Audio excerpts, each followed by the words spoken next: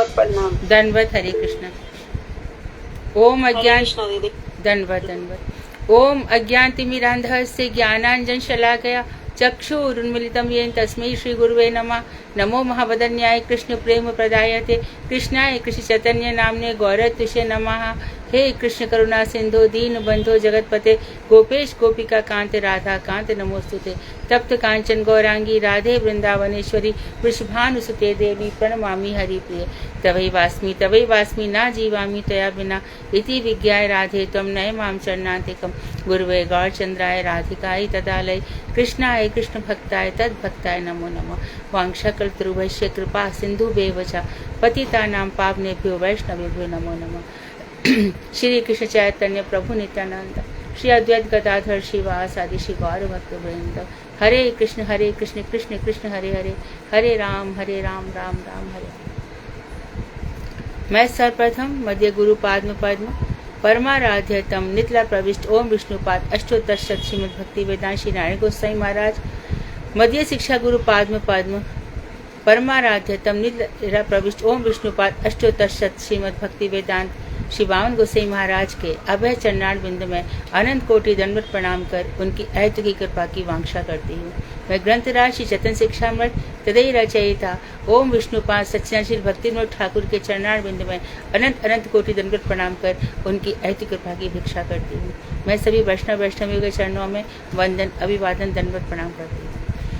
तो हम लोगों ने दूती पढ़ा और अच्छा प्रसंग रहा और हमें बताया गया कि जो राधा जी हैं उनके लिए दूती का कार्य करती हैं। कभी कभी स्वयं भी दूती का कार्य कर लेती हैं, जैसे कि आँख के इशारे इत्यादि, और कभी वृंदा देवी बन देवी है ना। तो वृंदा देवी और बन देवी, जैसे वृंदावन इसकी बन देवी, वृंदा देवी और बन देवी को एक नहीं समझ लेना चाहिए, ये दोनों अलग अलग हैं। तो जब श्रृंगारिक वातावरण है ना, जिसको हिंदी में इंग्लिश में रोमांटिक कहते हैं ना, ये वातावरण तैयार किया जाता है, तो वहाँ पर चंद्रमा से लेकर के ये जगत का चंद्रमा की तो वहाँ पहुँच ही नहीं है। जगत के चंद्रमा, जगत के इंद्र, जगत के सूर्य, जगत के सब ना तद भासयते सूर्यो ना शशांको ना पावकाः यत्र गत्वा न निवर्तन्ते तद धाम परमम मम। ठाकुर जी कह रहे हैं कि मेरा वो धाम है जहाँ पर यत्र ना भासयते सूर्य, सूर्य भी वहाँ चमकता नहीं है, तो और क्या नहीं होता, ना शशांको, शशांक चंद्रमा, ना शशांको ना पावकाः, ना वहाँ पे अग्नि, कोई भी चमकता नहीं है। तो ये जो वहाँ पर जो ये सब चंद्रमा इत्यादि सेवा कर रहे हैं वो ठाकुर जी के दिव्य प्रकाश हैं, दिव्य प्रकाश की सेवा कर रहे हैं। तो जो शुद्ध आत्माएं हैं एकदम, जिन्होंने अपने स्वरूप को प्राप्त कर लिया, जो हम सबका नित्य मंदिर स्वरूप नित्य जगत में है, जिन्होंने प्राप्त कर लिया है, और प्राप्त करने का एक साधन, तो साधन जो हमारे चल रहे हैं ना, एक तो साधन चल रहा है कि अभी हम भजन कर रहे हैं, और अभी हम भजन करते करते जो हमारे मंत्र जाप हो रहे, तो मंत्रों का जो प्रभाव हमारे ऊपर पड़ रहा है। देखो वृंदावन में बहुत लोग हैं जो राधा राधा नाम जपते हैं, और ये जो राधा जी हैं, कृष्ण को अलग करके राधा जी किया तो कोई फायदा ही नहीं होगा, जब कितना भी जप लो, कितना भी जप लो। कितने लोग हैं, रिक्शा, आप एक रिक्शे में बैठ के जा रहे हो, रिक्शे वाले के सामने दूसरा रिक्शा वाला आ रहा है, राधे राधे हटो, रास्ता हटो, राधे राधे राधे, इस तरह से जो हो रहा है उससे नहीं होगा। लेकिन समझ करके जो उनके राधा जी की जो महाभाव स्वरूपा है, भगवान श्री कृष्ण से एक क्षण भी विलुप्त नहीं होती हैं, एक क्षण भी वियुक्त नहीं होती हैं, ये जब समझ करके जब किया जाता है ना रूप गोस्वामी के अनुगत्य में, तब भजन का प्रभाव पड़ता है। भजन का प्रभाव ऐसे नहीं पड़ता। इसलिए कहा जाता है कि गुरु वैष्णव के अनुगत्य में। उन लोगों ने हमें क्या बताया, तो उन्होंने जो, अच्छा ये जो ग्रंथ है रूप गोस्वामी चक्रवर्ती ठाकुर, रूप गोस्वामी कब आए, 550 वर्ष श्रीमन महाप्रभु के समय में आए। उसके बाद श्री चक्रवर्ती ठाकुर आए, तो पार के रस की बात हुई। अब बताया गया कि पर के रस परलोक में, परव्योम के ऊपर भी, जो वैकुंठ के ऊपर भी जो गोलोक धाम है, वहाँ पे पर के रस का भाव है, ये चक्रवर्ती ठाकुर बताने आए। वहाँ पर भाव है लेकिन कैरेक्टर्स नहीं है, कैरेक्टर्स नीचे हैं। तो भाव ऊपर क्यों है, क्योंकि इस समय निरंतरता बनी रहती है, निरंतरता बनी रहती है, कंटिन्यूएशन में भजन चलता है, वो रुकता नहीं है। ये भाव भक्ति का लक्षण है, कंटिन्यूएशन होना चाहिए। तो हम सबको इस भाव को किसी ना किसी जन्म में प्राप्त तो करना ही होगा, नहीं तो पढ़ करके सबका डिस्कस करके कुछ लाभ भी नहीं होगा। गहरी बातें हैं, आगे हम पढ़ेंगे। इसमें 3 प्रकार की रति, गोपियों की जो रति है, द्वारका की पट्ट महिषों की रति है, और कुब्जा भी हमारी रति लेकर आई है। रति प्रेम, साधारणी, समंजस और समर्था भेद से रति 3 प्रकार की है। गोकुल देवियों की रति समर्था है, समर्थ पूर्ण शक्तिशाली। अब यहाँ पर क्या है, कैसी शक्तिशाली रज मंगाई जाती है, कितनी समर्थ रति है। द्वारका में भगवान श्री कृष्ण को शिर पीड़ा होती है, सिर में दर्द होता है, सिर में दर्द होता है। ये प्रमाण दिया जाता है, भगवान को क्या दर्द होगा, प्रमाण दिया जाता है कि मेरी गोपियों देखो कैसी हैं। तो नारद जी को एक काम सौंपा जाता है। नारद जी को क्यों सौंपा गया, क्योंकि वो विश्व ब्रह्मांड में एकदम वायु की गति से पहुंच जाते हैं। तो वहां पर इनका जो सिर दर्द है वो कैसे दूर होगा, तो रुक्मणी, सत्यभामा इत्यादि से कहा गया क्या कि चरणों की रज चाहिए, ललनाओं की जो भगवान से प्रेम करती हैं, जो भगवान से प्रेम करती है, उनके चरणों की, उन ललनाओं के चरणों की रज यदि भगवान के मस्तक पर लगे तो दर्द दूर होगा। कोई भी देने को तैयार नहीं हुई। नारद क्या हो गया तुम्हें, नरक भेजोगे क्या हमें, अरे हमारा पतन हो जाएगा, श्री कृष्ण के लिए हम अपने चरणों की रज कैसे दे सकते हैं। तब वहां से नारद ब्रज में चले आए, ब्रज में गोपियों के पास पहुंचे और गोपियों से कहा कि कृष्ण के सिर में बहुत दर्द हो रहा है। अरे कैसे, क्या हो गया उनको, उनके दर्द है, कैसे कैसे ठीक होंगे, बताओ तो सही नारद, हम क्या करें, तुम्हारे चरणों की रज चाहिए। चरणों की रज, बस इतना ही, इससे ठीक हो जाएंगे। हाँ हाँ। तो नारद जी ने चरणों, जहाँ से चरण थे वहां से रज उठाई और रज उठा करके नारद जी द्वारका चले गए। आज भी द्वारका में वहां पर गोपी कुंड जहाँ से चंदन आता है, जो हम अपने मस्तक पर लगाते हैं, ये वही रज है। तो इसलिए ये रज लगाने से क्या होता है, जो हम तिलक लगाते हैं ना, इससे हृदय में हमारे बड़ा प्रेम भगवान के प्रति हो जाता है। आप देखो, जब तक तिलक नहीं लगा रहे थे उतना प्रेम नहीं आ रहा था, लेकिन इस गोपी रज का इतना ज्यादा प्रभाव पड़ता है कि जैसे ये ऊपर मंदिर और नीचे तुलसी जी का दल बन जाता है, भगवान के प्रति हमारी प्रति प्रीति हो जाती है हमसे। और अब जिसको भी देखते हैं उसको देख करके हमें कृष्ण की याद आ जाती है। तो गोपियों ने अपनी रज दे दी और उस रज को लेकर के नारद जी आए और भगवान के ऊपर लगाया गया। भगवान भी बड़े प्रसन्न होते हैं। खुद भगवान कहते, अनुब्रजा में हम, जो भक्त मुझसे कुछ नहीं मांगता मैं उसके पीछे पीछे चलता हूँ। तो ये कनेक्शन है भगवान का और भक्त का, जो संबंध है, जो हृदय का संबंध है, बड़ा गहरा संबंध है। तो वही रति की यहाँ बात कर रहे हैं कि जो गोकुल की रति है, गोकुल लन्नाओं की रति, वो बहुत समर्थ है। इसका द्वारका की महिषों की रति समंजसा है। समंजसा करते समझ लो, आगे भी शायद बताएंगे। समंजसा होता है कि जिसमें सामंजस्य है। उनको रुक्मणी जी को प्रद्युम्न से भी, अनिरुद्ध से भी, अनिरुद्ध का बेटा जो ब्रजनाभ है उनसे भी सबसे प्रीति है।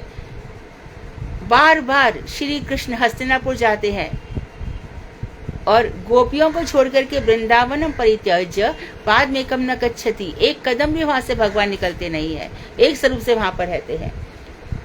और कुब्जा की रति साधारण ही है। साधारण रति कैसी होती है, देखो भगवान जब गए मथुरा में तो उनको दर्जी भी मिला, उनको ये भी मिला, जो माली भी मिला, रजक धोबी भी मिला।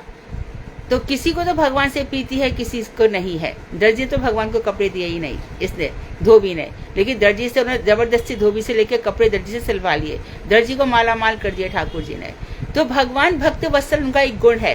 कोई कहता है ये कैसे भगवान है, आप तो कहते वो समदर्शी है, सबके प्रति समान भाव है। भगवान का सबके प्रति समान भाव है, लेकिन जो उनकी तरफ उन्मुख हो जाता है, भगवान कहते ये मेरा हो गया, अब मुझे इसके लिए कुछ करना चाहिए। जो भगवान को चाहते नहीं तो कोई क्या करेगा। फिर भी भगवान ने सबको जन्म तो दिया, मनुष्य जन्म तो दिया, शास्त्र दिए, गुरु दिए, सब कुछ दिया। अब तेरे नसीब में ही नहीं तो मैं क्या कर सकता हूँ, ये भगवान कहते हैं। तो उसके बाद कुब्जा भी मिल गई। कुब्जा भगवान को देख करके मोहित हो गई और मोहित होकर के भगवान ने, मोहित हुआ है, उसके मुंह की वंचना नहीं करी। उससे कहा कि ठीक है, मैं तुझे एकदम, अभी तक तो ऐसी कुबड़ी बनाई थी उसको कि कोई इसकी तरफ देख ना सके, लेकिन जैसी, आवाज मत करिए प्लीज, आवाज मत कीजिए। तो भगवान ने कुब्जा को देखा, फिर कुब्जा से कहा कि ठीक है, उसकी रति को भगवान ने स्वीकार किया। तो गोपियों की रति कैसी है, समर्था रति में बताया। क्वेश्चन बनाने वाले ध्यान देंगे, समर्था रति में क्या क्या होता है। गोपियों की रति लोक लज्जा, धर्म, वैदिक धर्म, अपना पति होते हुए भी दूसरे से प्रेम कर रही है, धर्म, भय आदि सबका अतिक्रम करके अतिक्रम करने में समर्थ रहने के कारण वह समर्था कहलाती है। गुरु ये वाली लाइट बंद करना। यह गाढ़ सर्व विस्मर कारिणी शक्ति विशिष्टा है। नहीं, ये वाली नहीं, हाँ अब ठीक है। यह गाढ़ बहुत ही गहरी है, प्रगाढ़ रति है और सर्व विस्मरण कारिणी, इसमें कुछ विस्मरण हो जाता है, कुछ भी सुध बुध नहीं रहती। सर्व विस्मरण कारिणी, सब कुछ भुला देने वाली है यह रति और शक्ति विशिष्टा है। शक्ति विशिष्टा प्रेम से भगवान को वश में कर लेने वाली। विरुद्ध भाव द्वारा अभेद्य रूप से दृढ़ होने पर प्रेम नाम धारण करती है और ये विरुद्ध भाव द्वारा, और यदि विरोधी स्थितियां हो तो ये और ज्यादा प्रगाढ़ हो जाती है। प्रेम में ये विरुद्ध भाव द्वारा अभेद्य रूप से, अभेद्य यानी कि इसकी दीवार प्रेम की ऐसी है जिसको कोई भेद नहीं सकता। जब ये प्रेम तक पहुंच जाती है, जब ये रति प्रेम तक पहुंच जाती है तो अभेद्य रूप से दृढ़ हो जाती है, तब प्रेम नाम धारण करती है। प्रेम क्रमशः अपना माधुर्य प्रकाश कर, और फिर प्रेम जब आ जाता है तब ये कहाँ तक पहुँचती है, स्नेह, मान, प्रणय, राग, अनुराग और भाव रूप धारण करता है यही प्रेम। तो इसके ये प्रेम के लेवल है। अब तक तो हम कहा श्रद्धा के लेवल पर रहे थे, तो श्रद्धा, साधु संग, अभी तो श्रद्धा, यदि हम कर्म मार्ग पर हैं तो भी श्रद्धा तक ही रहेगा, लेकिन उसके बाद यदि हम ज्ञान मार्ग पर आ गए, श्रद्धा के बाद ज्ञान मार्ग पर, तब हम आसक्ति की अवस्था तक पहुंच जाते हैं, ज्ञानी तक। लेकिन जब हम प्रेम की अवस्था में आते हैं तब भाव भक्ति होती है और फिर प्रेमा भक्ति होती है। प्रेमा भक्ति के बाद ये प्रेम फिर कहाँ तक पहुंचेगा, इसमें बताया कि ये प्रेम पहुंचेगा क्रमशः माधुर्य प्रकाश कर, मधुरिमा आ जाती है, अत्यधिक मधुरिमा आ जाती है और यही प्रेम पहुंचेगा इसके स्तर। अब प्रेम के लेवल कौन कौन से हैं? फर्स्ट स्नेह, दूसरा मान, तीसरा प्रणय, चौथा राग, पांचवा अनुराग और छठा भाव, और उसके बाद महाभाव तक आएगा। जिस प्रकार, कैसे इसका उदाहरण बता रहे हैं, उदाहरण देकर समझाएं। जिस प्रकार इक्षुदंड अर्थात गन्ना इसका पहले बीज होता है गन्ने का, और फिर गन्ने का रस के बाद उसकी नेक्स्ट स्टेज होती है गुड़ के बाद नेक्स्ट स्टेज होती है खांड के बाद नेक्स्ट स्टेज होती है शर्करा के बाद नेक्स्ट स्टेज होती है सिता, मिश्री, और क्रमशः सितोत्पल का रूप धारण करता है। सितोत्पल जो मिश्री से भी ऊपर एक रस और होता है, इसको सितोत्पल कहते हैं, का रूप धारण करता है। उसी प्रकार रति भी क्रमशः प्रेम, स्नेह, मान, प्रणय, राग, अनुराग एवं भाव का रूप धारण करती है। प्रेम से लेकर भाव तक सभी एक ही वस्तु की क्रमोन्नति है, अर्थात एक के बाद एक क्रम से होता जाता है। अभी तो हम लोग श्रद्धा, साधु संग पे अटके पड़े हैं ना, इसके बाद हमारी भजन क्रिया शुरू हो रही है, अनर्थ मिट रहे हैं, अनर्थ में निष्ठा हो रही है, रुचि हो रही है, आसक्ति हो रही है, यहाँ तक भी ठीक है। इसके बाद भाव भक्ति, प्रेम भक्ति। अब प्रेम भक्ति के फिर तो प्रेम भक्ति का जो लेवल है ये मनुष्यों में भी देखा जाता है, और ये पहुंच जाता है राग, अनुराग और भाव का रूप धारण करती है। प्रेम से लेकर भाव तक सभी एक ही वस्तु, यानी प्रेम की ही क्रम है, एक के बाद एक है। भाव शब्द का तात्पर्य महाभाव से है। भक्त का प्रेम जिस जाति का होता है, कृष्ण का भी उसके प्रति उसी जातीय प्रेमोदय होता है, अर्थात दोनों में कॉमन फैक्टर रहता है। सीधी सी बात है ये, यथा माम प्रपद्यन्ते ता सत्य बचामी हम। जैसे से प्रेम बढ़ता जाता है, ये बात भक्ति विनोद ठाकुर बार बार कह रहे हैं कि जिस परिमाण में हमारा प्रेम बढ़ता है, उस परिमाण में हमारे प्रेम में जरा भी स्वार्थ रहा, अपने इंद्रियों की तृप्ति रही, संसारिक कोई भी भौतिक उन्नति की कामना रही, हमें किसी प्रकार से धन हो, हमारी प्रतिष्ठा हो, ऐसा भगवान ठुकरा देते हैं, या तो ठुकरा देंगे या वंचना करेंगे, ऐसी वंचना करेंगे, ऐसी प्रतिष्ठा दे देंगे चारों तरफ कि भगवान का भजन तो होगा ही नहीं, और वो शरीर तो मर जाएगा। जिस शरीर जो प्रतिष्ठा चाह रहा था, यह शरीर वो तो जल के राख हो जाएगा, प्रतिष्ठा भी उसके समय के साथ समाप्त हो जाती है। इसी प्रकार से धन का भी, इसी प्रकार से जिस धन के लिए इतना झूठ सच बोलना पड़ता है, इतनी ज्यादा चालाकियां करनी पड़ती है, इतना सब कुछ करना पड़ता है, वह भी यहीं रह जाता है। तो ऐसे लोगों के लिए भगवान की कपट कृपा होती है। गुरु वैष्णव भी, अरे इसको ये मेरे पास आया, ये चाहता है कि मेरा नाम हो, तो उस पर देखिए उसका एक प्रकार से उसकी उन्नति तो नहीं होती है, वो वहीं के वहीं रह जाएगा। बस उसी वो विचार करेगा, ध्यान करेगा। लेकिन भगवान श्री कृष्ण की, अब देखिए श्रीमद् भागवत भी है, अब देखो कितने लोग उसको पढ़ पाते हैं। कितने हमारे भारतवर्ष में वक्ताओं की कमी है। अब तो वृंदावन में घर घर में वक्ता है, घर घर में वक्ता है, लेकिन भागवत में प्रवेश कहाँ है? नहीं हो सकता। किसी को धन के लिए चाहिए, किसी को प्रतिष्ठा के लिए चाहिए, किसी को बस मैं भी कुछ कमजोरी, मैं भी भागवत बोल, इस तरह से तो ये सब होगा नहीं। तो कृष्ण को भी उसके प्रति उसी जातीय प्रेमोदय होता है। तो जिसका जैसा प्रेम होता है, भगवान श्री कृष्ण का भी वैसा ही होता है।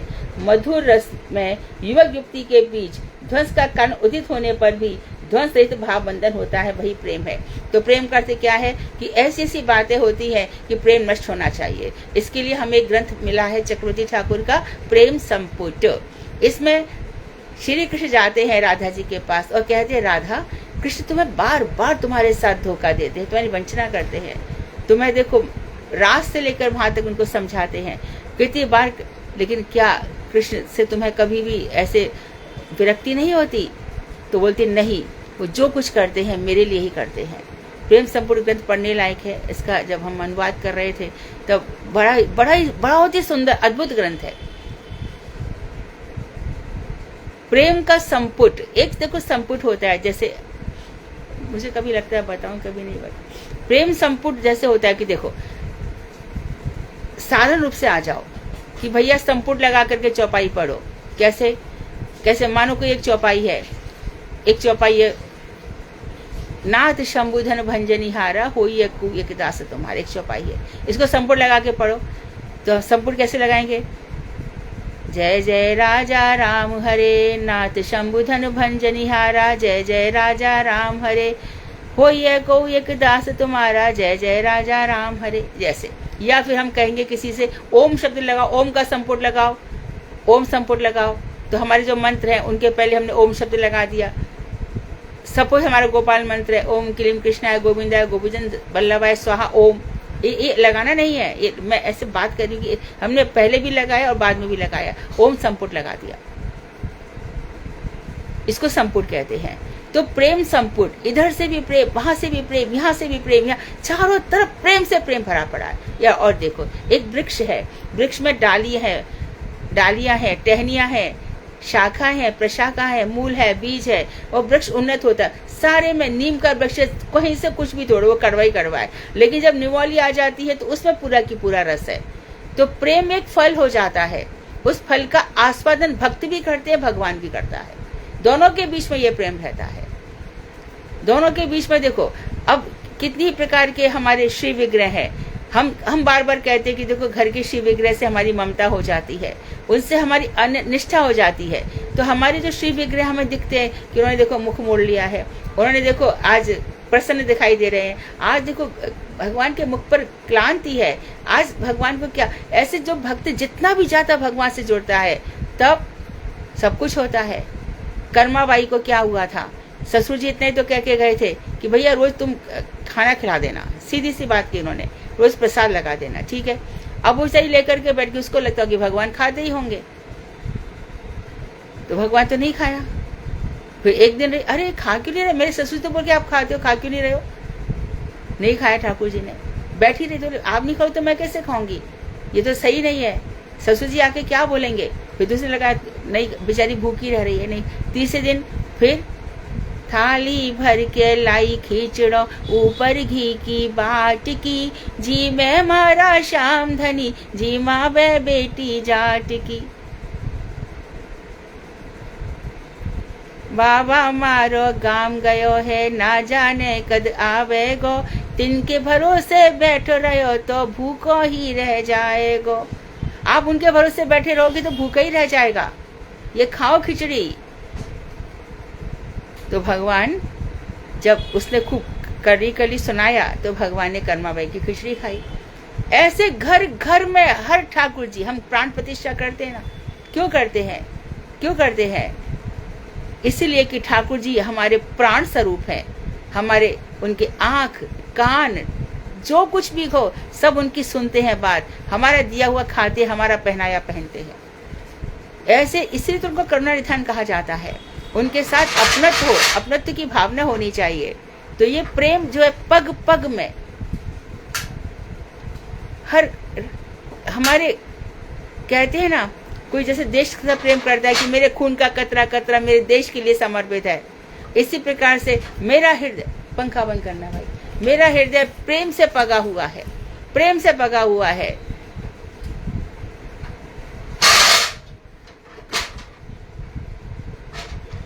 भगवान से। तो गोपियां ने भी उद्धव जी से क्या कहा था? उद्धव तू कौन से ज्ञान की बात कर रहा है भैया? ये उद्धव ज्ञान जानते ही नहीं ये होता क्या है। श्याम ने है श्याम गे है, श्याम ही हमारो देह, उधो आठो याम, हमें श्याम ही सो काम है। हम श्याम के अलावा कुछ जानती नहीं है उद्धव। तुम किस बात को हमें समझाने आए हो? तो इस तरह से पूरा की पूरा हृदय भाव, अरे हम प्रेम भी कर रहे हैं परंतु हमें पूरी की पूरी शोध है अभी सब इसमें। हमारे घर कहाँ है, हमारा बालक कहाँ है, हमारी पत्नी किधर है, हमारा भाई किधर है, हम ये सब तो हमें पूरा की पूरा होश है, सब कुछ सुध है। तो कोई कहते कि इसका ये मतलब थोड़ी है कि भगवान से प्रेम को संसार छूट जाए। अरे संसार तुम्हारे बाप से नहीं छूट सकता, तुम क्या छोड़ोगे? प्रेम जब हो जाता है, इतना परिपक्व हो जाता है कि वो अपने आप सब छुड़वा देता है। इतनी तो बात सबको समझ में आती है ना कि मरना अकेले पड़ेगा, ये तो कोई भी बात समझता है ना। लेकिन प्रेम करके ही मरो ना भगवान से। अधूरापन क्यों? अधूरापन नहीं रहना चाहिए। प्रेम में सराबोर होना चाहिए, प्रेम में अवगाहन करना चाहिए, प्रेम में डूबना चाहिए। तो ये प्रेम की बातें जब सुनेंगे ही नहीं, किसी रसिक भक्त का संगी नहीं करेंगे, रसिक संतों का संगी नहीं करेंगे, ये प्रेम की बातें दिमाग में आएंगी भी नहीं। तो ये प्रेम के लेवल बताए जा रहे हैं। तो ये भगवान और युवक युवती के बीच ध्वंस का कारण नाराजगी हो, कृष्ण मिलने नहीं आए, पूरा समय पूरी रात ही बीत गई, तो समय कोई रूठ जाए, फिर भी प्रेम खत्म नहीं होता। आश्रस्तुवा जो शिक्षास्त्र का श्रीमन महाप्रभु 8वां कह रहे हैं, पादताम पिनष्टुवा, या तो आप मेरा आलिंगन कीजिए, बहुत अच्छी बात है, कर रहे हैं कीजिए, अथवा आप मुझे पैरों के तले रौंद डालिए, लेकिन हर जन्म जन्म में आप ही मेरे सब कुछ है। तो वो डर नहीं है, मैं कोई सा भी जन्म दे सकता हूँ, कहीं भी डालो ना, किधर भी आप, किधर भी कुर्सी में भी डाल दो, मैं तो आपका ही हूँ और हर जन्म जन्म में आपका ही नाम रटता रहूंगा। इस तरह से बात होती है। तो अब कोई कह दे कि चाहे हमें भगवान कीड़ा बना दे, एक बात ध्यान रखना, जो भगवान की भक्ति करता है वो कीड़ा नहीं बनता, कभी भी नहीं बन सकता। तो जैसे कि हमारे चैतन्य चैतन्यमृत में हमारे कृष्णदास कविराज गोस्वामी कह रहे हैं कि अरे मेरे समान कोई अधम नहीं है, मैं तो विष्टा का कीड़ा हूँ। क्यों कह रहे हैं ये सब? दैन्य, जितना दैन्य हमारे अंदर होगा, दैन्य कहने के लिए नहीं होगा, हृदय में अनुभूति होनी चाहिए। हम जाकर अरे मैं तो अधम हूँ, मैं तो ये हूँ। रूप गोस्वामी ने कभी ऐसे कहा था जाकर के, उन्होंने उनके जो हाव भाव थे वो प्रकाशित हो गए, और प्रकाशित होकर के, हाँ ठीक है, राधे राधे। तो ये दरवाजा रहने दे, ऐसे ही खुला रहने, एक बंद कर दे। तो जो दैन्य भाव है वो प्रकाशित अपने आप होता है, वो शब्दों से थोड़ी होता है, वो तो अपनी क्रियाकलापों से। तो भगवान श्री कृष्ण के सामने, गुरुजनों के सामने, वैष्णवों के सामने जितना हमारा दैन्य भाव होता है, आप देखिए नल जितना हमें ऊपर की मंजिल में पहुंचाना है, मानो हमें 7वीं मंजिल में नल पहुंचाना है, तो हमें उतना नीचे डालना ही पड़ेगा ना। तो जितना अधिक दैन्य होगा उतना अधिक प्रेम ऊपर परवान चढ़ जाएगा। तो ध्वंस का कारण उदित होने पर भी ध्वंस रहित तो भाव बंधन होता है, इसमें किसी प्रकार का विनाश होता ही नहीं है, प्रेम बना ही रहता है। प्रेम प्रौढ़, मध्य एवं मंद भेद से 3 प्रकार का है। अनुराधा जी, आपके पास प्रेम का उदाहरण है? अनुराधा खंडेलवाल, जी, बोलिए, एक उदाहरण बोलिए। हाँ दे देख मैं। हरे कृष्णा। वन में श्री राधा श्री कृष्ण के साथ विहार कर रही थी। उस समय श्री कृष्ण के संग से उनका चित्त अत्यंत द्रवीभूत हो रहा था। आंखों से आंसुओं की धारा अविरल गति से विरहित होकर मुखमंडल पर परिव्राप्त हो रही थी। उस स्थान से कुछ दूर पर गौएं चल रही थी, जिनके खुर से धूल उड़ रही थी, जिसे देखकर अविद्या द्वारा अपने भावों को छुपाकर श्री कृष्ण का तिरस्कार करने लगी। गौओं के खुर से उठी हुई धूल के मेरे नेत्रों में प्रवेश करने से ही अश्रुधारा निकल रही है। श्री कृष्ण बोले, हाय हाय, मैं मुख से फूंककर तुम्हारे नेत्रों को शीतल कर रहा हूँ। ऐसा कहकर मुख से उनके नेत्रों में फूंकने लगे। उसे देखकर श्रीमती राधिका ने कहा, आप शांत हो जाएं। आपके इस कपट प्रेम के द्वारा मुझे क्या लाभ होगा? व्रत ही कपटता पूर्व आदर की कोई आवश्यकता नहीं है। ऐसा कहकर उन्होंने भुक्ति तान ली और मानमती हो गई। यहाँ पर ये बता रहे हैं कि जो भगवान गौचारण कर रहे हैं उस समय गायों से धूल उड़ रही थी। तो इस समय राधा जी के जो भाव थे वो भगवान श्री कृष्ण को देख करके उनकी आंखों से आंसू आ रहे हैं और प्रेम प्रकट हो रहा है। लेकिन अभित था, उन्होंने उसको छुपा लिया। तो कहा कि राधा प्रेम में रो रही है, बोले नहीं, ये गाय की जो धूल है इसके कारण मेरी आंखों से आंसू निकल रहे हैं। तो प्रेम को छुपा लिया गया। तो भगवान आकर के उनको राधिका जी के आंसू साफ करते हैं, पहुंचते हैं, लेकिन राधिका का जो प्रेम है वो बना ही रहता है। ऐसे कुछ कुछ एग्जाम्पल उज्जवल नीलमणि में दिए गए हैं, वहां पर आप देख सकते हैं। स्नेह, अब जब प्रेम है और भी पराकाष्ठा और भी क्लाइमेक्स पर पहुंचा, तो प्राप्त होकर जो प्रेम चिद दीप दीपन लक्षण प्राप्त हो एवं हृदय को द्रवित कर दे, तब है प्रेम स्नेह कहलाता है। तो जो प्रेम चिद दीप दीपन लक्षण प्राप्त हो जाता है, चिद दीप जो हमारा चित्त रूपी दीपक है वो बिल्कुल प्रकाशित हो जाता है, यानी कि प्रेम इतना ज्यादा पक जाता है तो वो स्नेह रूप में तो हृदय को द्रवीभूत कर डालता है। इस समय क्या होता है कि जैसे ये जो स्नेह में क्या होता है, एक लाख होता है ना, लाख, और उसको आग के पास ले जाओ तो लाख कैसे द्रवीभूत हो जाती है। इसी प्रकार कृष्ण नाम से ही स्नेह हृदय एकदम द्रवीभूत हो जाता है। हृदय में द्रवीभूत अवस्था को प्राप्त हो जाता है। हृदय द्रवीभूत मतलब पिघल जाता है। तो पिघलने का क्या है कि और कोई भाव नहीं रहता, बस कृष्ण कृष्ण कृष्ण कृष्ण यही भाव रह जाता है। तो तब यह प्रेम स्नेह कहलाता है। ये स्नेह दो प्रकार का है, घृत स्नेह और मधु स्नेह। ये भेद से स्नेह दो प्रकार का होता है। अत्यंत आदर में स्नेही घृत स्नेह है, ये चंद्रावली का है। इसमें चंद्रावली का जो स्नेह है वो घृत स्नेह है। अत्यंत मध्यत्व भाव युक्त स्नेही मधु स्नेह है। तो मध्य युक्त, यहाँ पर ध्यान देंगे, कृष्ण मेरे हैं, एक भाव रहता है कि मैं उनकी हूँ, ये समंजस रति में रहता है। और तदीय भाव, मैं उनकी हूँ, तो मैं उनकी हूँ तो उनका कर्तव्य बनता है कि मेरी सुध लें, मेरा ध्यान करें, जो मैं चाहती हूँ वैसा करें। लेकिन कृष्ण मेरे हैं, मैं ही उनको खिलाऊंगी, मैं ही उनको पिलाऊंगी, मैं ही उनकी सेवा करूंगी, इसमें ऐसा भाव रहता है। तो अत्यंत मध्यत्व भाव युक्त स्नेही मधु स्नेह है। रति के दो रूप हैं, अर्थात मैं उनकी हूँ, ये ऐसी भावनामयी रति, और वे मेरे हैं, ऐसी भावनामयी रति। तो घृत स्नेह चंद्रावली में है और श्री राधा जी में मधु स्नेह है। आपके पास एग्जाम्पल है?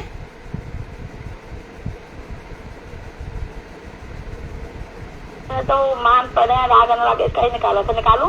स्नेह का है उदाहरण, तो देखिए, मधु स्नेह घृत स्नेह। अच्छा ठीक है, मान हम पढ़ रहे हैं। ठीक है। उत्कृष्ट स्नेह अदाक्षिण्य एवं कौटिल्य से युक्त होने पर मान होता है। अब इसके और नेक्स्ट स्टेज बता रहे हैं, जब स्नेह और भी पराकाष्ठा पर पहुंच जाता है तब इसमें रूठना हो जाता है।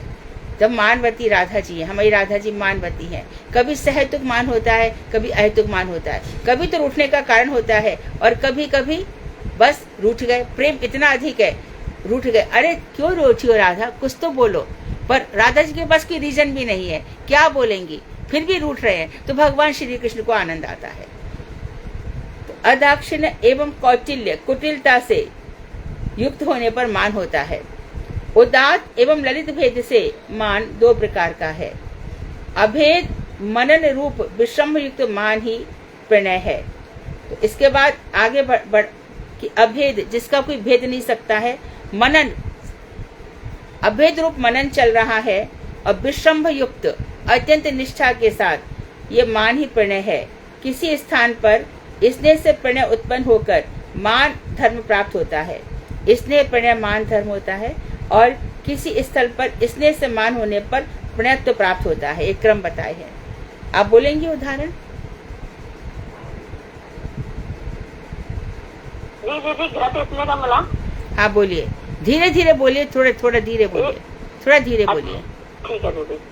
अच्छा, एक समय रासलीला में चंद्रावली की सुहृद प्रथा गौरी के श्री कृष्ण के प्रति अत्यंत गौरवादी अतिशय संकोच को देखकर उसकी प्रतिपक्ष सखी को हंसते हुए गंधा कुंदलता से बोली कि श्री कृष्ण के द्वारा गौरी के बाएं हाथ में पकड़कर स्कंद देश में स्थापन करने पर गौरी ने उसे वहां से हटाकर अपनी दाहिनी भुजा को वहां अर्पित किया और अश्रुपूरित लोचनों से उसने श्री कृष्ण के अंगों में अपने पैरों के स्पर्श के भय से अपने चरणों को वहां से हटाकर वक्र भाव से उनकी तरफ देखा।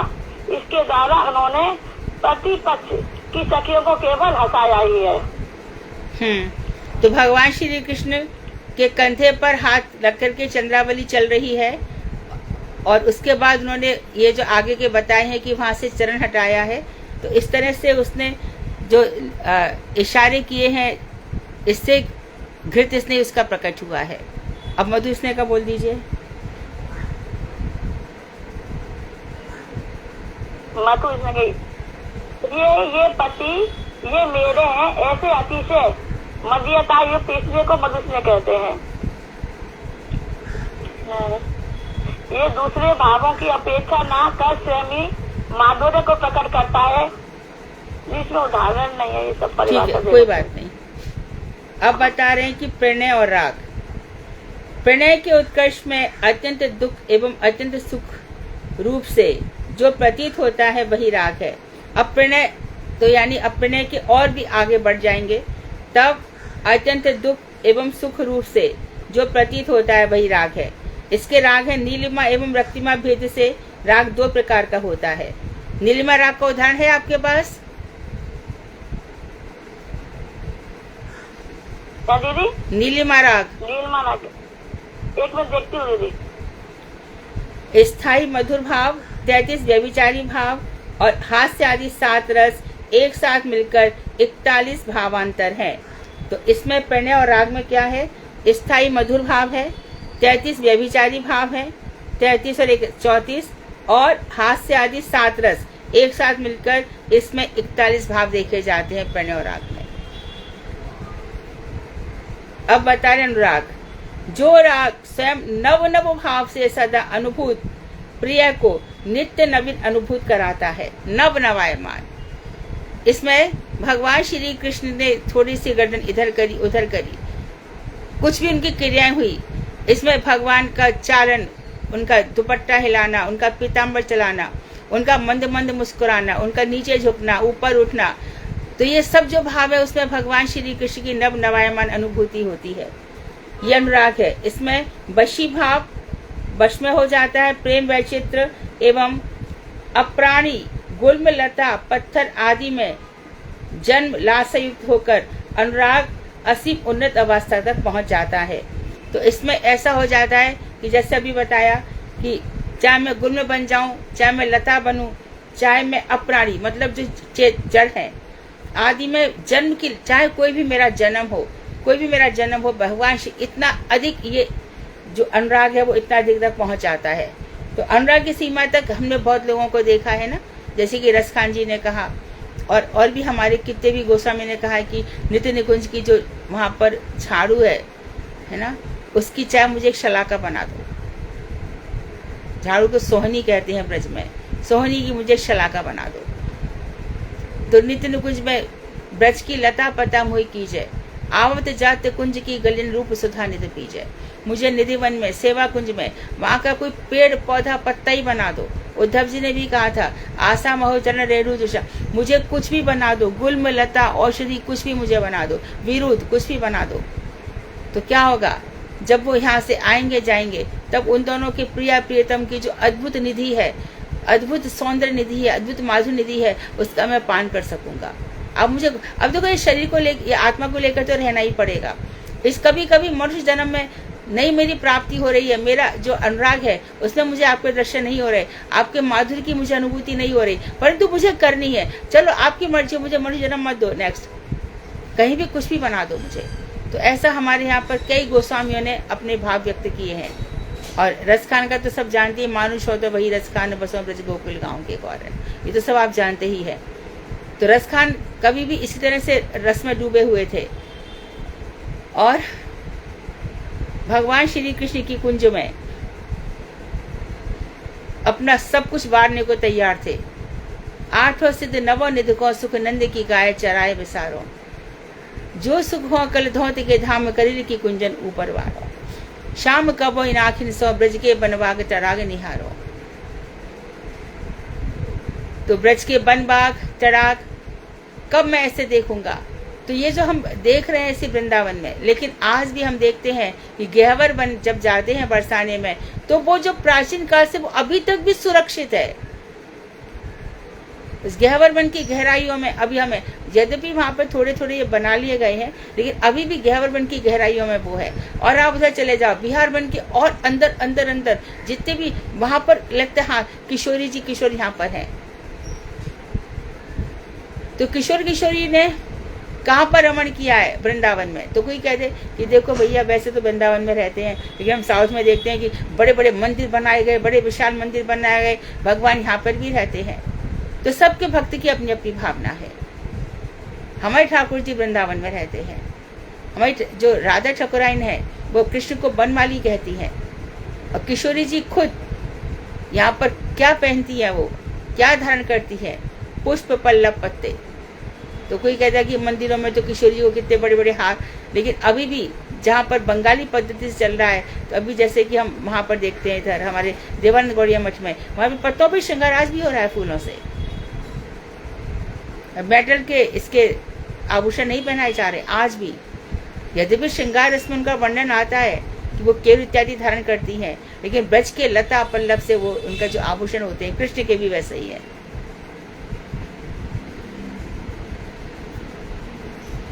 तो ये सब फिर कई जन्म में लासयुक्त होकर अनुराग असीम उन्नत अवस्था तक पहुंच जाता है, एवं विप्रलंब में कृष्ण की स्फूर्ति कराता है। और विप्रलंब में जहाँ देखो तित श्याममयी है, जिधर भी मेरी आंख जाती है दूर दूर तक, आस में पास में, यहाँ पर वहाँ पर श्याममयी है। कभी कभी देखो नचिकेता गया, यमराज के पास चला गया, यमराज वहाँ पे 3 दिन नहीं थे, तो यमराज ने कहा कि भैया मैं था नहीं, तू मुझसे चल वरदान मांग ले। तो 3 वरदान दिए उन्होंने। तो उन्होंने बहुत लालच दिए कि तू पृथ्वी की अपूर्व संपत्ति ले ले, तू मुझसे जो कुछ चाहिए वो सब कुछ ले ले, धन गोधन बाजधन रतन धन जो कुछ भी ले ले।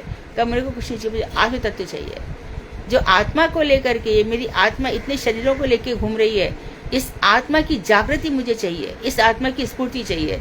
तो आत्मा की स्फूर्ति क्या है? सीधी सी बात है, जीव स्वरूप है, कृष्ण नित्य दास, कृष्ण का नित्य दास है। तो ये पता तो चल गया, परंतु जिसके दास हो उसका पता तो चले, सब प्रेम तो हुआ हमारा, प्रेम में कमी है। तो फिर जब एकदम विप्रलंब आ जाता है, फिर सब छूट जाता है, फिर तो बस शांत रह करके एकदम सब प्रकार से उपशम हो जाता है सब, और रति ऐसी जागृत हो जाती है कि सारी की सारी जो चीज है उसमें ध्वंस हो जाती है। मात्र प्रेम प्रेम प्रेम, बस हृदय एकदम प्रेम से द्रवीभूत हो जाता है। और फिर विप्रलंब में चारों तरफ जित देखूं तित श्याममयी है, चारों तरफ मुझे श्याम ही श्याम दिखाई देते हैं। अब बताते हैं कि जो विप्रलंब है यही प्रेम वैचित्र है। कैसे है? हरे कृष्णा दीदी। हाँ दीदी, राग और अनुराग का बताओ। हाँ, आराम से धीरे धीरे बोलो। हाँ हाँ,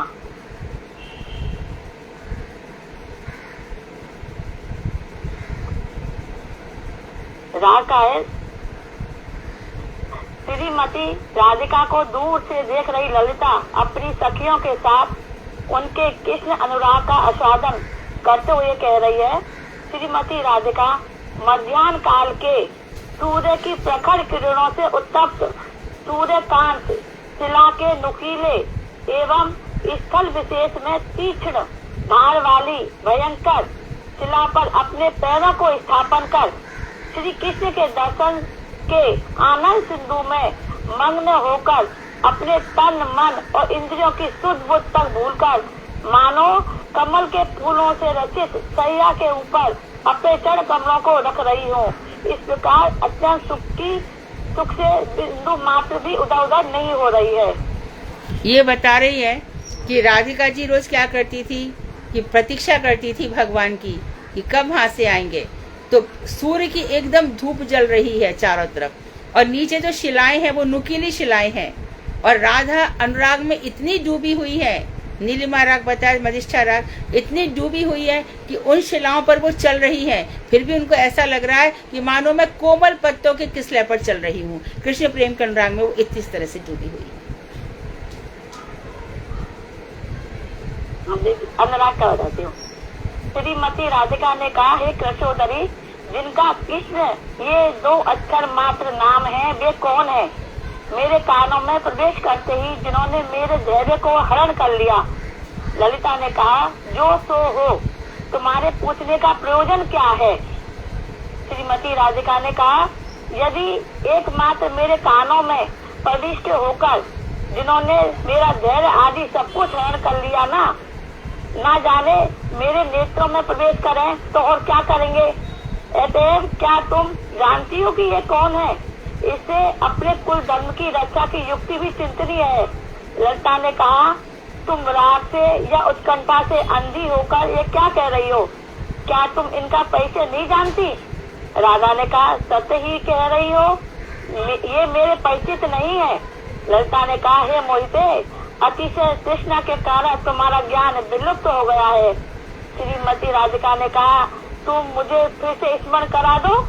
ललिता ने कहा, अरे अभी क्षण भर भी तो बीता नहीं, मैंने अपने हाथों से तुम्हें उनकी गोदी में बैठाया था। श्रीमती राधिका ने कहा, ओहो, अब मुझे स्मरण आया, तुम सच्ची कह रही हो। ललिता ने कहा, तब मैं नहीं जानती कि तुम ऐसी झूठी बातें क्यों बोली। श्रीमती राधिका ने कहा, मैं अपने सारे जीवन में मैंने आज तक अपने नयन प्रांगण में इन्हें प्राप्त किया है, पहले कभी नहीं देखा, अतः मैं कैसे जान सकती हूँ। ठीक है, ठीक है। तो राधा जी की एकदम ये वीडियो किसका खुला हुआ है? मंजू, हरे कृष्णा दीदी, मंजू नाम से कोई है और वो हिला रही है पूरा। तो उसके बाद तो ये इन्होंने बताया, जैसे कि हम लोगों ने सुना कि पहले वो कह रही है कि जो कृष्ण जो 2 नाम है, इसने मेरे हृदय में प्रकट होकर हृदय में आए हैं ये 2 नाम, तब से मैं अपनी सुध-बुध खो चुकी हूँ। ये बता दो से ये कौन है? ललिता जी से बोलती है, यदि मेरे 2 नाम कान में गए हैं तो मेरी ये हालत हो गई है, जब ये 2 मेरी आंख के सामने आएंगे तब मेरी क्या हालत होगी? ये तू तो ऐसे पूछेगी जैसे तूने कभी देखा ही नहीं है। बोले अच्छा, बोले मैं तुझे उनके साथ बैठाया तो था। बोले अच्छा, मैं तो भूल गई।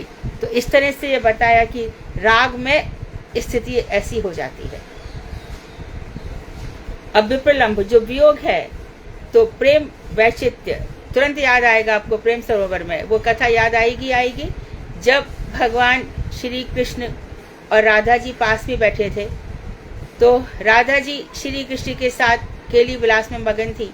इतने में ही कृष्ण के ऊपर भ्रमर, क्योंकि बहुत सुगंध है ना, कमल की सुगंध निकलती रहती है, उनकी अलकावलियों से भी कमल की सुगंध निकलती रहती है। तो दिव्य भ्रमर, साधारण भ्रमर नहीं, दिव्य भ्रमर भगवान के आगे पीछे घूमने लगते हैं। तो इतनी देर में वहां से मधुमंगल आता है और भगवान के मुखार बिंद से उसको कहता है, भगवान उसको दूर करता है, हे मधुकर, अप्सर अप्सर, दूर हो जा, दूर हो जा। तो राधा जी को लगता है कि अरे मुझे फिर से वियोग सहना पड़ेगा। क्या वो कह रहा है कि कृष्ण से कि कृष्ण तुम चले जाओ, चले जाओ। तो राधा जी एकदम मूर्छित हो जाती है। ये कथा हम लोग जब भी जाते हैं वहां पे सुनते ही है। तो विप्रलंभी प्रेम वैचित्य है, वियोग संयोग है फिर भी वियोग की अनुभूति हो रही है, ये प्रेम वैचित्य है। यावद आश्रय, इस शब्द को सुन लो, यावद आश्रय बीती, अर्थात आश्रय की अंतिम सीमा, शेष मतलब अंतिम, यावत आश्रय वृत्ति रूप से अनुराग स्वयं वेद दशा को प्राप्त होकर प्रकाशित होने पर वही भाव या महाभाव होता है। तो महाभाव में क्या होता है? स्वसंवेद दशा, और दूसरा होता है यावत आश्रय, आश्रय की यानी कि जो प्रेम ने राधा जी का आश्रय लिया है उसकी अंतिम सीमा वृत्ति रूप में अनुराग स्वयं संवेद दशा को, अर्थात जो स्वयं दशा अनुभव होती है, स्वसंवेद दशा है, इसमें दूसरा अनुभव नहीं कर सकता। ये गूंगे का गुण है। सूरदास ने कहा अनिर्वचनीय है, इसका वर्णन नहीं हो सकता। इस समय जो प्रेम होता है इसका वर्णन नहीं हो सकता। तो प्राप्त होने पर, प्रकाशित होने पर वही भाव या महाभाव होता है। महाभाव रूपणी श्री राधिका में अनुराग के आश्रय तत्व की चरम सीमा है। अनुराग ने किसका आश्रय ले रखा है? अनुराग ने चरम सीमा पर राधा जी का आश्रय ले रखा है। श्री कृष्ण मूर्तिमान श्रृंगार रूप से विषय तत्व की चरम सीमा है। तो आश्रय तत्व की चरम सीमा है राधा जी, और श्री कृष्ण विषय रूप है, यानी हम सबके विषय कौन है? श्री कृष्ण। तो हमारे प्रेम के, स्नेह के, राग के, अनुराग के, ये सब के विषय श्री कृष्ण है। तो जब प्रेम, स्नेह, राग, अनुराग का वर्णन होता है तो कृष्ण का थोड़ी वर्णन होता है कि कृष्ण के अंदर प्रेम ऐसा था। वहाँ पे सब नायिकाओं का ही वर्णन होता है, विशेष रूप से किशोरी जी का। तो महाभाव रूपणी श्री राधिका में अनुराग के आश्रय तत्व की पराकाष्ठा है। श्री कृष्ण मूर्तिमान श्रृंगार रूप से विषय तत्व की चरम सीमा है। यह अनुराग रूप स्थायी भाव की एकता या चरम सीमा में यावत आश्रय वृत्ति है। ये बहुत जने तक लोगों को समझ में नहीं आता। कितने ही आप पूछोगे तो बहुत मुश्किल होता है, लेकिन आपके हाथ में ये बहुत बड़ी मणि लग गई है, यावत आश्रय वृत्ति। गुरु जी बहुत अच्छे से समझाते थे। वेद दशा अर्थात तत्प्रेयसी जन विशेष की संवित दशा प्राप्त होकर उपयुक्त समय में सुदीप्त आदि सात्विक भावों के द्वारा प्रकाशमान होता है।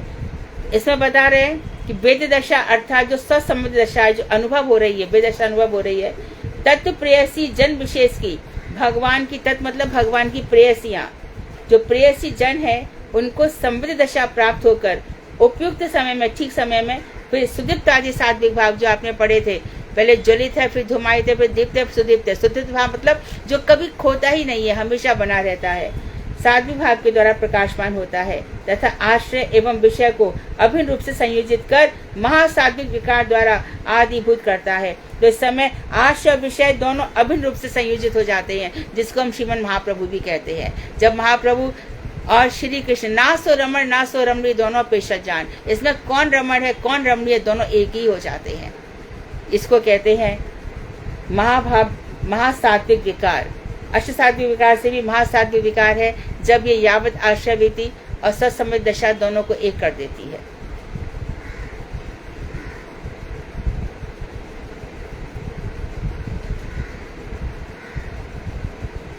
अब बता रहे हैं महाभाव। टाइम क्या है? पढ़ लू ना? 56 है।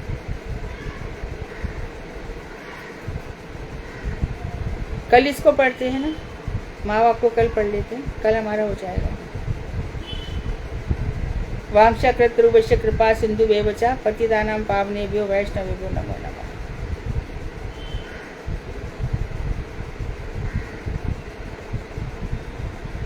हरे कृष्ण। हाँ हाँ बोलो दीदी, ये यावत आश्रय वाला दोबारा एक बार थोड़ा यावत आश्रय वृत्ति होती है। यावत आश्रय मतलब संपूर्ण, जिसकी सीमा है।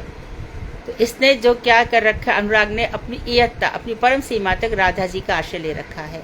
और जो वेद दशा है कि इसका अनुभव कैसे होता है, वो मात्र राधा जी को ही होता है। ये ससंवित दशा को प्राप्त हो जाता है। संवेदनीय यानी कि इसमें अनुभव होता है, प्रकट नहीं होता, अनुभव होता है। प्रकट किससे होता है? कायिक रूप से। वाचिक रूप से तो प्रकट होना बहुत ही मुश्किल है। दीदी, जैसे आपने कहा कायिक रूप से तो जैसे वो बेहोश हो जाती हैं या अश्रुधारा बह निकलती है, मतलब इस तरीके से। हाँ हाँ, स्वसंवेदी दशा है। हाँ, संवेदना, इसमें इतनी अधिक संवेदनाएं होती हैं, भाव की पराकाष्ठा हो जाती है। ये सब दंडवत प्रणाम। राधे राधे। हाँ, राधे राधे। मेरा प्रश्न है दीदी। हाँ दीदी जब ये मतलब भगवान वहां गए थे द्वारका, तो अर्जुन जब उनके साथ गए थे वो किस समय की घटना है? जब उनका स्वधाम गमन हुआ था उससे पहले गए थे, तो वो किस समय की घटना है? प्रश्न आपका प्रश्न थोड़ा क्लियर कीजिए ना। प्रश्न मेरा ये है कि जैसे जब युधिष्ठिर ने उनको भेजा था अर्जुन को उनके साथ, हाँ, महाभारत का जो समाप्त हो गया था, महाभारत का समाप्त हो गया था, कृष्ण अपने द्वारका में चले गए थे, तो अर्जुन कृष्ण को छोड़ने गए थे कृष्ण के साथ ही, और अर्जुन को उन्होंने भेजा था वहां पे समाचार जानने के लिए युधिष्ठिर ने। दीदी ये तो जब धाम गमन हुआ था तब तो वो 125 वर्ष के थे। हाँ, और जब वो युद्ध से गया तब तो वो कम थे ना उनकी आयु भगवान की। महाभारत का युद्ध समाप्त हुआ है, उसके बाद यदुकुल का संहार हुआ है। पहले महाभारत में दुष्ट मरवा दिए थे, और उसके बाद देखा कि अभी तो मेरे ही वंश में बहुत सारे उपद्रवी हैं, इनको भी खत्म कराना पड़ेगा।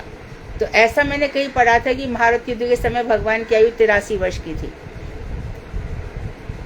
तो 25 और 70, मैंने भी ये पढ़ा था कि उस समय उनकी 85 वर्ष की उम्र थी, और जब वो स्वधाम गमन किया है तब वो 125 तब तो क्लियर ही 125 वर्ष लिखा हुआ है। उस समय मतलब अर्जुन वहीं पर थे, तो द्वारका भेजते थे युधिष्ठिर पता लगाने के लिए। कैसे हुआ बीच में? तो पता लगाने के लिए भेजा था अर्जुन को कि जाओ जाकर के पता लगाओ, श्री कृष्ण के मिलकर आओ, उनसे क्या हाल चाल है। नहीं, जब वो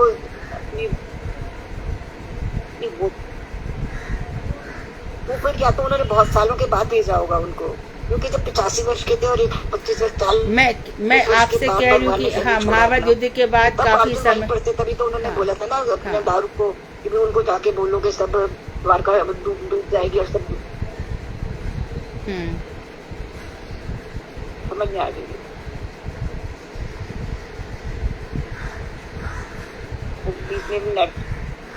हरे कृष्णा। खराब, हाँ मेरा समझ।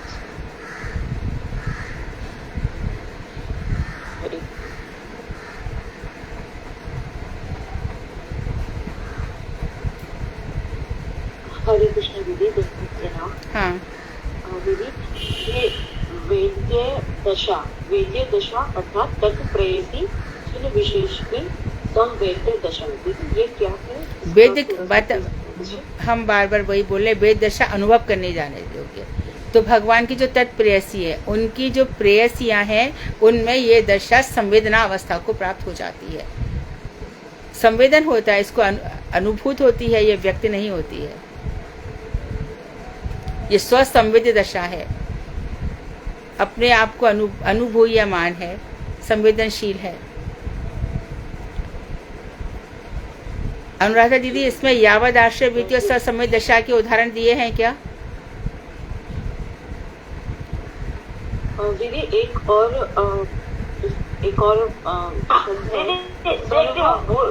बोल रही हूँ। आप क्या कह रहे हो? दीदी एक और शब्द है सर्व विस्मरण कारिणी, सब कुछ भुला देने वाली, कोई सुध-बुध ना रहे। सर्व विस्मरण कारिणी, सब कुछ भुला देने वाली, कोई संसार की या अपनी कोई सुध-बुध नहीं रहती, कोई सुध-बुध ना रहना। दीदी ये जो यावद आश्रय वगैरह है, ये आपने हमें उसमें जैव धर्म में भी मेरे ख्याल में तो करवाया था। बिल्कुल, हाँ सर, कराया था, लेकिन वही है हमारा, हाँ कराया था ना। इसमें से पढ़ेंगे एक बार और कोशिश, और आपकी कथा सुनने से मजा आएगा।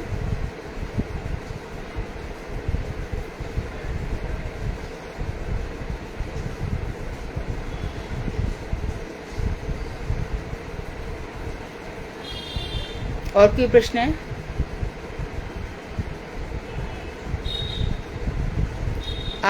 आज कौन कथा कह रहा है? साधना जी बोलने वाले ना? साधना, आप बोलने वाले हो? दीदी आज रूबी दीदी बोलेंगी। आज रूबी बोल रही है। हाँ, रूबी रूबी गजेंद्र ग्राहक की कथा। हाँ, धन्यवाद। बढ़िया कथा सुनाओ गजेंद्र ग्राहक की। ओम अज्ञानतिमिरान्धस्य ज्ञानाञ्जनशलाकया येन तस्मै श्री गुरुवे नमः। गुरुवे गौरचंद्राय राधिकाय तदालय कृष्णाय कृष्णाय तद्भक्ताय नमो नमः।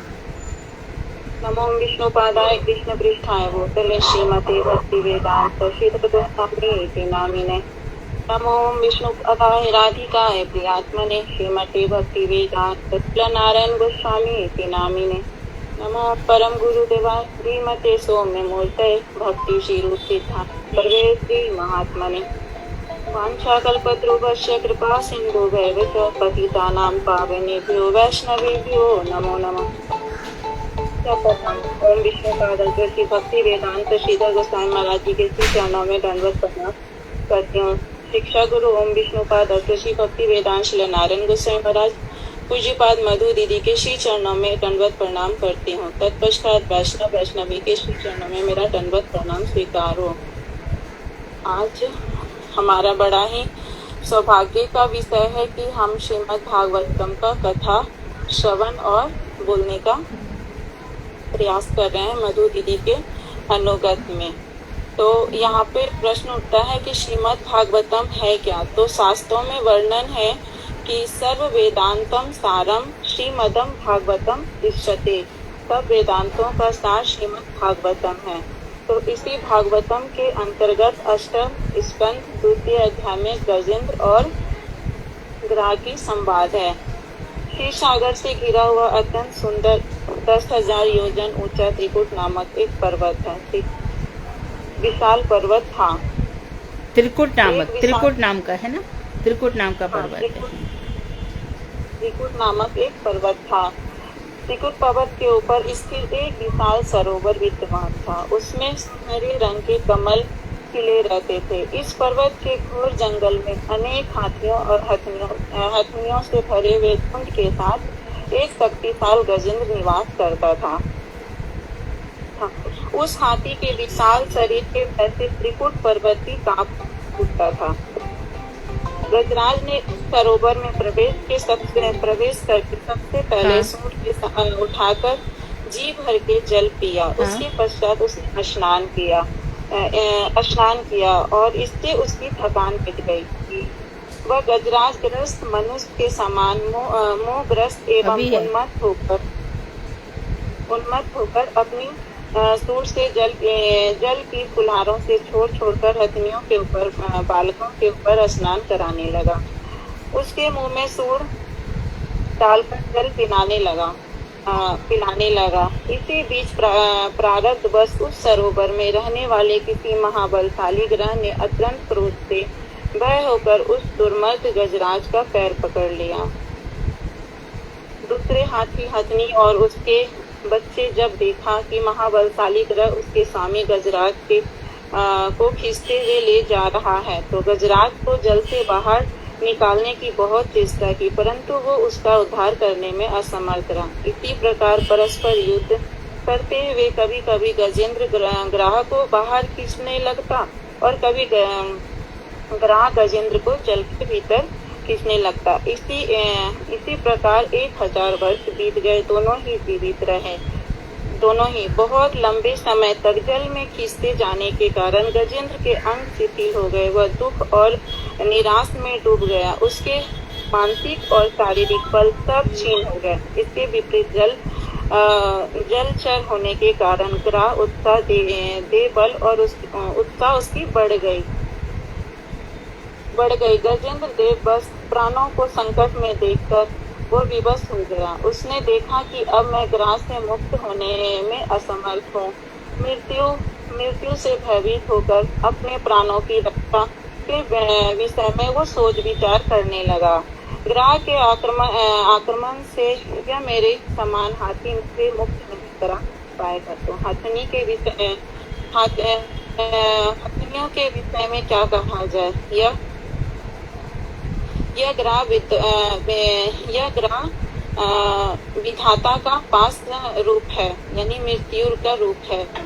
मैं इससे बुरी तरह जकड़ गया हूँ। अब मैं संपूर्ण जगत के सर्वश्रेष्ठ आश्रय परमेश्वर की शरण ग्रहण करता हूँ।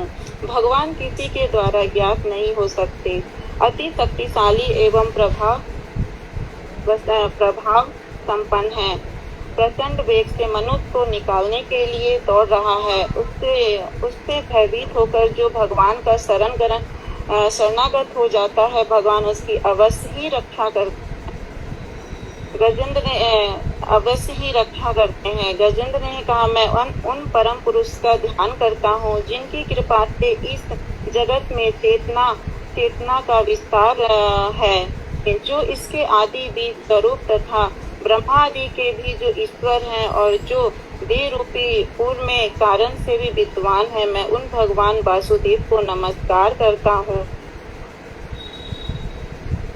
जिनकी लीलाओं का रहस्य कोई नहीं जान सकता, जिनके स्वरूप को ना देवता जान सकते हैं और ना ही ऋषिगण मुझ जैसे प्राणी उनके यथार्थ स्वरूप को किस प्रकार जान सकता है और किस प्रकार जान सकता। भगवान मेरी रक्षा जरूर करेंगे।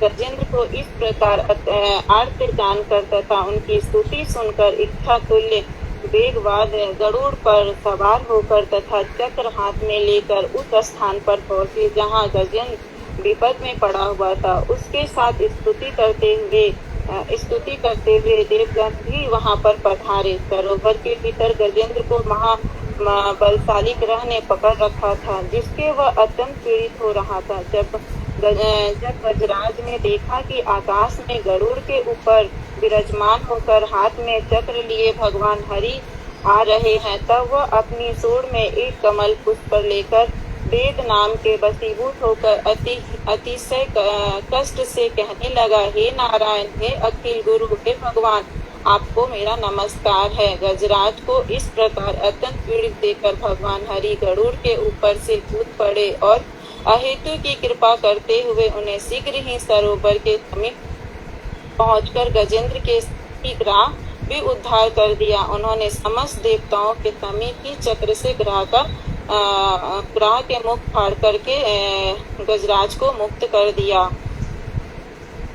भगवान हरि की कृपा से पाप मुक्त होकर शीघ्र ही आश्चर्य दिव्य गंधर्व धारण कर लिया। ग्राह पूर्व जन्म में हुहु नामक एक श्रेष्ठ गंधर्व था। देव ऋषि मुनि के श्राप से ग्राह योनि प्राप्त हुई। भगवान के चरणों में सिर झुकाकर प्रणाम किया, उनकी स्तुति की। गंधर्व एक बार स्त्रियों के सरोवर में क्रीड़ा कर रहा था। ऋषि उसी धवल ऋषि ने सरोवर में स्नान के लिए प्रवेश किया। यह गंधर्व राजा ने आमोद के कारण जल के अंदर ऋषि के चरणों को खींचने लगा। इसीलिए मुनिवर उन्हें श्राप दिया, अरे दुष्ट ग्राह बनकर जन्म लेगा। इस पर बहुत प्रयास के बाद उसने मुनि को प्रसन्न किया। तब मुनि ने कहा, तू इस तरह जब गजेंद्र के पैरों को खींचेगा तब भगवान हरि गजेंद्र साथ तेरा उद्धार करेंगे। गजराज भी भगवान का ईश्वर प्राप्त किया, आज्ञा बंधन से मुक्त हो गया। भगवान की स्वरूप गति प्राप्त हुई, चतुर्भुज और पीताम्बरधारी बन गया। पूर्व जन्म में इंद्रधूम वेश विष्णु परायण और परस्पर यश्वरी थे। वो मतलब इंद्रधूम जो थे वो पूर्व जन्म में वो इंद्रधूम थे जो गजराज है। इंद्रधूम मलयाचल पर्वत पर आश्रम बनाकर रह रहे थे। उन्होंने जटा बढ़ा ली थी, तपस्वी वेश धारण कर लिया था। मौन व्रत धारण कर भगवान की पूजा कर रहे थे हृदय से। उसी समय देववश महातत्वी अगस्त मुनि अपने शिष्यों के साथ राजा इंद्रधूम के आश्रम में पहुंचे। उन्होंने देखा वे मौन धारण ग्रस्त होकर वो भगवान में सदैव मग्न है। तो उतने में ही अगस्त ऋषि को क्रोध आता है। अगस्त ऋषि ने क्रोधित होकर उन्हें श्राप दे डाला। इंद्रधूम असुर दुरात्मा अक्षितिश ब्राह्मणों का अपमान करने वाला यह हाथी के समान जड़ बुद्धि, अतः इसे वही क्या मैं हाथी को योनि प्राप्त होगा। तो परमात्मा की स्तुति नाश करने वाला परमात्मा की प्रकृति नाश करने वाली गज योनि प्राप्त हुई, किंतु भगवान हरि की अर्चा नाम प्रभाव से उन्हें इस योनि में भी पूर्व जन्म की स्तुति बनी रही। हाथी को अपने पूर्व जन्म की स्तुति बनी रही थी। इसी प्रकार भगवान हरि ने गजेंद्र को मुक्त करने के लिए अपना पार्षद बना लिया। गंधर्व से देवता भगवान की इस लीला का गान करने लगे। तत्पश्चात पद्मनाभ भगवान पार्षद रूप गजेंद्र को साथ लेकर गरुड़ पर असीम होकर अपने प्राकृतिक धाम को चले गए। बहुत अच्छे से इसमें सार ये बताए हैं, मैंने जो गुरु जी से सुना है मैं वही बताने का प्रयास करूंगी। ये सरोवर क्या है? ये सरोवर भव सागर है, ये संसार है। ये हाथी क्या है? ये हम सब जीव हैं। यहाँ पे बताते हैं हम इस संसार में इतने डूबे हुए हैं, हम इतना आमग्न है। और ये हाथी बच्चे ये क्या है? हथनी क्या है? ये हमारा परिवार है। ये हम इनके पीछे इतने पड़े हुए हैं। जब हम मुसीबत में होते हैं तो हमारा कोई साथ नहीं देता है। जब हमारी सारी इंद्रियां शिथिल हो जाती है तब हम भगवान को पुकारते। तो यहाँ पे ये शिक्षा दिया गया है कि हम शीघ्र ही क्यों ना हम परमात्मा को जान के अपने गुरुदेव की चरणों को पकड़े रखे। और हम जैसे सौभाग्य मधु दीदी के अनुगत में रह के हम इस कथा को श्रवण करते हैं, बोलने का सौभाग्य प्राप्त हो रहा है। तो इस कथा का यही सार है कि हमें गुरुदेव के चरणों को कस के पकड़ के रखना है और इसी तरह ही इस भव सागर से पार होना है। तो यहाँ पे एक प्रश्न और उठता है कि पहले गजेंद्र ने भगवान को पुकारा तो भगवान ने ग्राह की क्यों मुक्ति की? तो यहाँ पे प्रश्न ये उठता है कि जो गजेंद्र पिछले जन्म में वो कनिष्ठ भक्त था, तो जो हम भक्तों का पैर पकड़ के चलेंगे खींचेंगे तो सबसे पहले हमारा ही उद्धार होगा। तो इसीलिए हमें भी भक्तों के चरणों का आश्रय ग्रहण करना है और अपना भजन करना है और इसी तरह मधु दीदी के अनुगत में कथा श्रवण करना है और उसका सौभाग्य का हमें फायदा उठाना है। हरे कृष्णा दीदी। अच्छा प्रेजेंटेशन था, बढ़िया था। तो जैसे कि वाल्मीकि रामायण में पंपा सरोवर का वर्णन बहुत सारे पेजों में किया गया है। इसी प्रकार से त्रिकुट नामक पर्वत की शोभा का वर्णन बहुत सारे श्लोकों में किया गया है। तो अच्छा है, वहाँ से त्रिकुट नामक पर्वत पर ये सरोवर था और सरोवर में जैसे कि हाथी होते हैं, ये चला गया था नहाने के लिए, स्नान करने के लिए। हाथी स्नान क्या होता है? हाथी स्नान यही होता है कि जैसे ये बता रहे हैं कि हम सुनते हैं और फिर वैसे कि वे संसार में डूब जाते हैं। हाथी पहले स्नान करेगा, फिर सारी की सारी सूंड से धूल अपने ऊपर डाल लेता है। हम यहाँ वहाँ कितनी कथाएं सुनते हैं और बाद में फिर वही संसार में भटक जाते हैं। तो ये चला गया था वहाँ पर। तो जैसा कि स्पष्ट हुआ था, ये पहले जन्म में इंद्रदुम्न नामक राजा था, परंतु इसने राजपाट छोड़ करके मनमानी करने लगा। जटाएं बढ़ा ली, तापसी वेश धारण कर लिया और राजपाट छोड़ करके मौन व्रत धारण कर लिया। तो तेरे को जब राजा बनाया गया है और तू मन गणत ये सब कर रहा है, तो अगस्त ऋषि को सहन नहीं हुआ। उन्होंने कहा तू बहुत मनमानी कर रहा है, जा तू ऐसी योनि को प्राप्त हो जा जहाँ तुझे कुछ भी सुध नहीं रहेगी। लेकिन उस समय वो एक स्तुति किया करता था। वो स्तुति उसे ऋषि के शाप में भी उनका वरदान होता ही है, उसको याद रह गई थी। तो जब ये यहाँ पर पहुँच गया सरोवर में, तो अपने पूरे हथिनियों के साथ, हथिनियाँ भी इसकी एक दो नहीं थी, कई थी, और बच्चों के साथ वहाँ पर पहुँचा। तभी जो हुहू नाम का गंधर्व था, जो स्त्रियों के साथ नग्न होकर स्नान कर रहा था, तो वो भी शापित हुआ और शापित होकर के वो ग्राह बना। और ग्राह बन करके ये सरोवर में जब गया तो इसने फिर हाथी का पैर पकड़ लिया। बहुत कोशिश कर रहे हैं सब इसको छुड़ाने की, पर कोई नहीं छुड़ा पाया। तो धीरे धीरे बच्चे छोड़ के चले गए, पत्नी भी छोड़ के चली गई। शास्त्र में तो लिखा है कि 60,000 वर्ष बीत गए इसी तरह से, कभी उसका पैर अंदर, कभी बाहर, कभी पैर अंदर। एकदम क्लांत हो गया, थक गया। थक करके तब फिर ना तो गजेंद्र पैर हटा रहा है, ना ग्राह इसको छोड़ रहा है। तब थका करके इसने वही स्तुति याद की जो राजा इंद्रदुम्न के समय इसको स्तुति याद थी। तो इसने स्तुति याद की, वही स्तुति सुनाई। तो स्तुति, यद्यपि उसमें श्री कृष्ण, राम इत्यादि कुछ नाम नहीं है, लेकिन जितने भी प्रार्थना की गई वो भगवान श्री कृष्ण में जाती है। तो उस समय भगवान श्री कृष्ण नहीं, कोई नहीं, कौन आए थे? हरि, द्वितीय व्यू में जो है वो हरि वहां पर आए गरुड़ जी पर बैठकर, और ये पुकार रहा है। तो जैसे इसने भगवान को देखा, सूंड से कमल उठाया और कमल भगवान के चरणों में अर्पण किया। वहां भगवान कह रहे ये मेरा भक्त पुकार रहा है, अरे इतने दिन से तो आप 60,000 वर्ष से वो भी अपना प्रयास लगा रहा था तो नहीं छुड़ा सका, लेकिन जब भगवान की स्तुति की तब जाकर के भगवान इसके कृपा करी। शास्त्र में लिखा है कि गरुड़ जी के ऊपर बैठे तो गरुड़ से भगवान कह इतनी देर क्यों कर रहा है, भगवान गरुड़ से भी कूद पड़े, कहते हैं कि स्वर्ग आते आते, ऐसा भी लिखा गया है कहीं कहीं पर। गरुड़ कूद पड़े और आरती उन्होंने ग्राहक के मुख से ऐसे फाड़ा और उसका चक्र से भेदन कर दिया और इस तरह से गजेंद्र का उद्धार किया।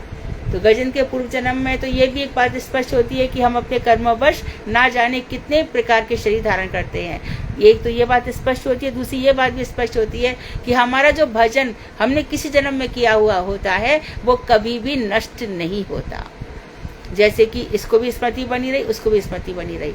भगवान के दर्शन से दोनों को अपना शरीर की प्राप्ति हुई, क्योंकि अभी हु नाम का गंधर्व की भक्ति उतनी नहीं बढ़ी है, तो इसलिए वो गंधर्व रूप को बेच को प्राप्त हुआ अपने स्वरूप को। और इसको लेकिन भगवान गजेंद्र को ये अपने स्वरूप में आ गया, इसको भगवान अपने साथ लेकर के गए और भगवान ने इसको स्वर्ग में छोड़ा या अपना पार्षद बनाया, ये भी लिखा हुआ है। और कहाँ इसको बैकुंठ धाम में ही रखा होगा, क्योंकि गोलोक की प्राप्ति जब तक नहीं होती जब तक कि भगवान श्री कृष्ण से हमारा प्रेम नहीं होता। मधुर रस के जो 5 भेद है, मधुर रस, शांत रस, इसमें से यदि नहीं होता, शांत दास रस का भी अधिकार नहीं है जब तक ये तब तक मानी जा सकते। ये बात अजामिल उपाख्यान में भी आती है, इस तरह से आती है। इस तरह से श्रीमद् भागवत के हर प्रसंग हमारी जो धारणाएं हैं भागवत के प्रति, उनको इतनी अधिक अभेद्य रूप से बिल्कुल ऐसी दुर्ग के रूप मजबूत बना देती है। और अब फिर जब हम ये ग्रंथ पढ़ते हैं तो हमको समझ में आता है। तो अच्छा प्रेजेंटेशन था, अच्छा उसने बहुत बड़ी कथा है इसे तैयार की। और गजेंद्र मोक्ष, बहुत से लोगों पर जब विपत आती है तो उनसे कहा जाता है कि गजेंद्र मोक्ष का पाठ किया करो। जब शारीरिक रूप से विपत आती है तो बहुत से लोग कोर्ट में केस होता है, बीमारी होती है, तब गजेंद्र मोक्ष का पाठ करते हैं। तो उस समय जो भगवान गजेंद्र ने भगवान की जो स्तुति की है उसको गजेंद्र स्तुति कहते हैं। उसके बाद उसका मोक्ष हुआ। तो अच्छी कथा थी। कल किसकी बारी है?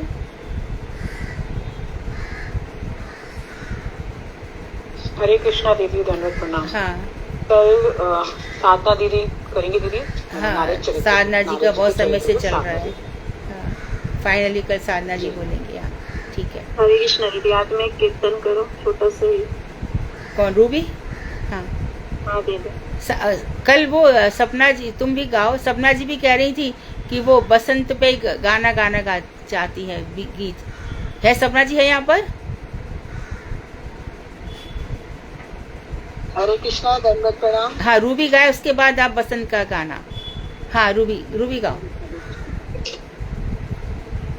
राधा भजने यदि मति नाही भेला, कृष्णा भजना तब आकार न गेला। आपत रहित तुरज नाही जानी, राधा विरहित माधव नाही मानी। केवल माधव पूजे सो अज्ञानी, राधा नादर करे तेरी अभिमानी। तब नाही करीब साकर संग, सीते ते इच्छासी यदि ब्रज रस रंग।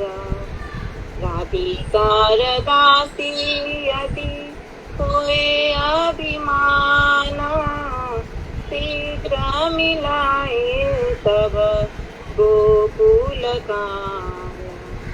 ब्रह्मा शिव नारद स्तुति नारायणी, राधिका पद रज पूजये मान।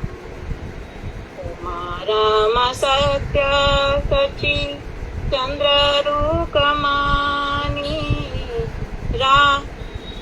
राधावतार सबे अमान्यायवान।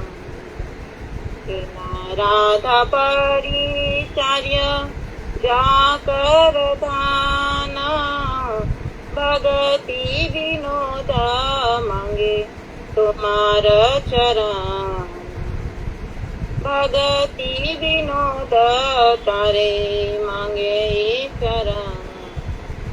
राधा भजने यदि मति नाही गेला, कृष्ण भजन तब आकार न गे। जय राधे जय राधे जय राधे जय श्री राधे। बहुत सुंदर। अब आप बोलिए। हरे कृष्ण। अब आई बसंत बहार, चलो सखी कुंजन में वृंदावन में, पिए प्यारे के संग में प्यारी, यकी दौड़ी पे जाऊं बलिहारी। गले में बहिया गले में डार, चलो सखी कुंजन में वृंदावन में। कोई पायल ठुमक बजावे, सुर भरी भरी के राग सुनावे।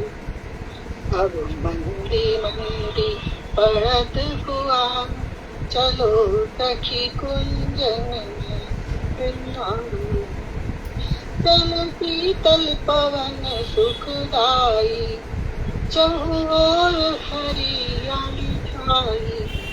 अब ठंडी ठंडी चलत बया, चलो सखी कुंजन में वृंदावन। झूला डालो कदम की डारी, जपे झूले में सुहान दुलारी। सब सखियां गावे मना, चलो सखी कुंजन में वृंदावन। यकी ठाकी मुनि मन मोहे, यकी उपमा कहे सबको है। जाऊं जुगल सरकार बलिहार, चलो सखी कुंजन में। जाऊं बाल कृष्ण बलिहार, चलो सखी कुंजन में वृंदावन। अब आई बसंत बहार, चलो सखी कुंजन में वृंदावन में। हरे कृष्णा कृष्ण कृष्ण हरे हरे, हरे राम राम राम हरे हरे। हरि बोल। तो आज कक्षा को विराम देते हैं। वांछा कल्पतरुभ्यश्च कृपा सिन्धुभ्येव च पतितानां पावनेभ्यो वैष्णवेभ्यो नमः। हरे कृष्ण। दंडवत प्रणाम। धन्यवाद। हरे कृष्ण।